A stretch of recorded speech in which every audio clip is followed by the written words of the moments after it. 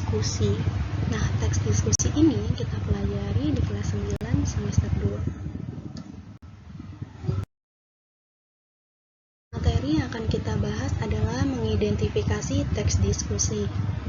Pertama, kita harus mengetahui dulu apa tujuan pembelajarannya. Nah, yang pertama, siswa mampu memahami pengertian teks diskusi. Yang kedua, siswa mampu memahami tujuan teks diskusi. Yang ketiga, siswa mampu memahami ciri-ciri teks diskusi. Dan yang keempat, siswa mampu memahami perbedaan pendapat pro dan kontra dalam teks diskusi. Nah, tahukah kamu yang dimaksud dengan teks diskusi? Nah, dalam kehidupan sehari-hari, dalam bermasyarakat sudah pasti kita melakukan aktivitas dan interaksi dengan orang lain.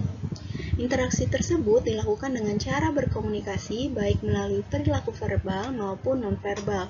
Sebagaimana perilaku verbal seperti halnya pada saat kita berdiskusi dengan orang lain, sedangkan perilaku nonverbal seperti halnya pada saat kita berbicara melalui telepon ataupun media lainnya. Nah, menurut Kamus Besar Bahasa Indonesia, diskusi adalah pertemuan ilmiah untuk bertukar pikiran mengenai suatu masalah. Diskusi dilakukan secara terarah mengenai masalah-masalah yang sedang dihadapi.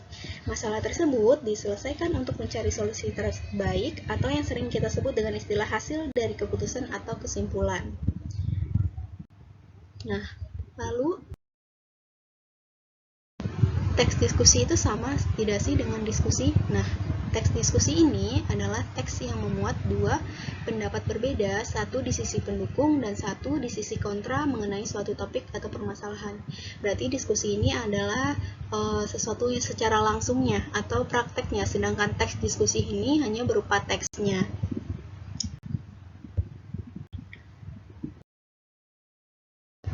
Lalu ada tujuan dari teks diskusi.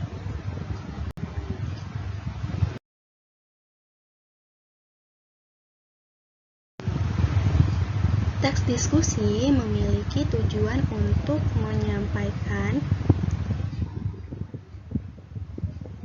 pendapat pada pembahasan isu sampai mendapat kesepakatan dari kedua pihak.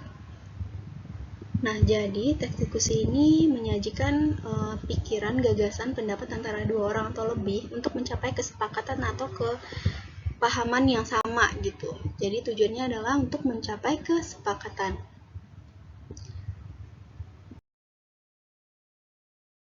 Ciri dari teks diskusi.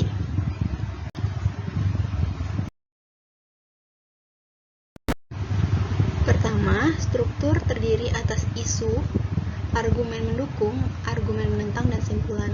Kemudian yang kedua, memuat informasi yang cenderung bersifat informatif argumentatif. Artinya, bersifat informatif berarti di dalamnya berisi informasi. Sedangkan argumentatif berarti isinya itu mengenai argumen atau opini dari yang menggunakan atau yang sedang berdiskusi. Ada pendapat pro dan ada pendapat kontra. Pendapat pro atau mendukung adalah pendapat yang berisi pernyataan mendukung atau menunjang pendapat orang lain. Sedangkan pendapat yang berisi kontra itu berisi tentang penentangan atau ketidaksetujuan terhadap suatu pendapat. Nah, jadi di dalam teks diskusi ini terdapat pendapat yang saling bertentangan, yaitu pendapat pro dan pendapat kontra. Pendapat pro berarti mendukung, sedangkan pendapat kontra berarti adalah pendapat yang bertentangan dengan isu atau permasalahan yang sedang dibahas. Nah, ini tentang mengidentifikasi informasi dalam teks diskusi. Tadi kita bahas tentang pengertiannya, tujuannya, ciri-cirinya, dan juga perbedaan dari pendapat pro dan pendapat kontra.